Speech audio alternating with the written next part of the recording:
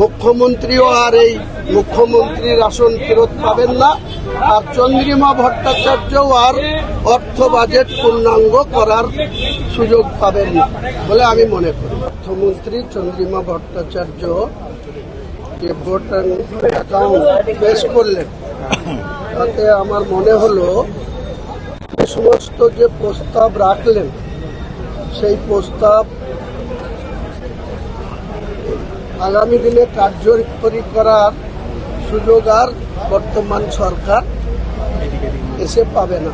রাজ্য বিধানসভায় বা রাজ্য সরকারের নবান্নে এসে এই সমস্ত যে প্রস্তাব রাখলেন, গাল ভরা প্রস্তাব এবং ভোটার অ্যাকাউন্ট যেটা পেশ করা হচ্ছে, এটা আগামী দিনে বাংলার মানুষের কাছে একটা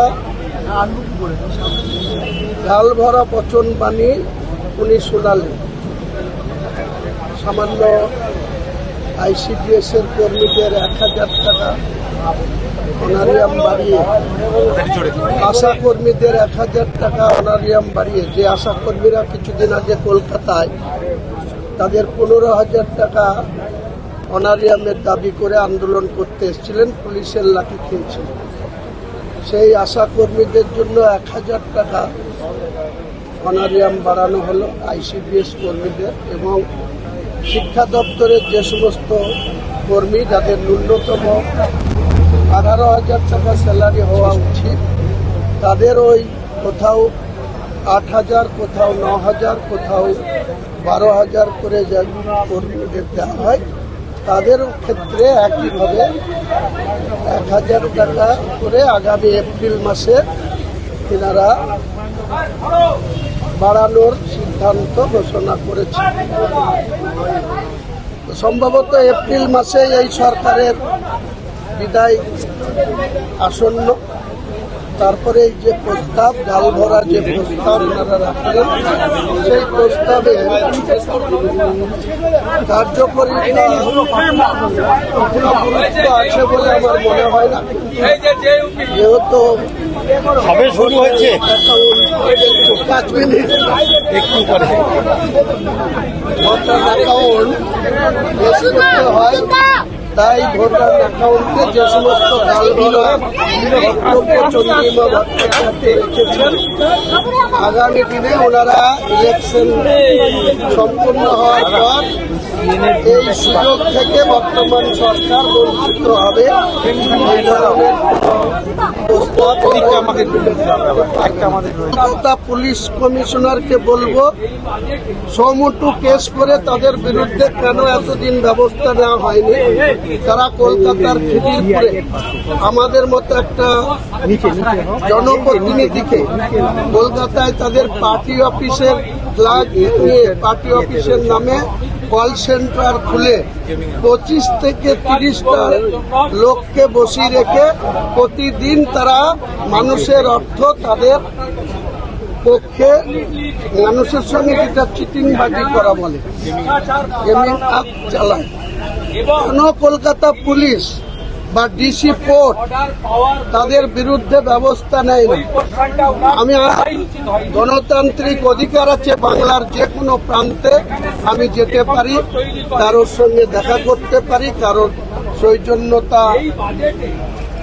দেখা করতে পারি, কিন্তু এতটাই এরা নির্লজ্জ। জনাব ফিয়াদ হাকিম কলকাতায় গুন্ডা পুষে রেখেছে, বন্দর এলাকায় গুন্ডা পুষে রেখেছে, এবং খিদিরপুরে সেই গুন্ডার নেতৃত্ব দিচ্ছে শাহবাজ।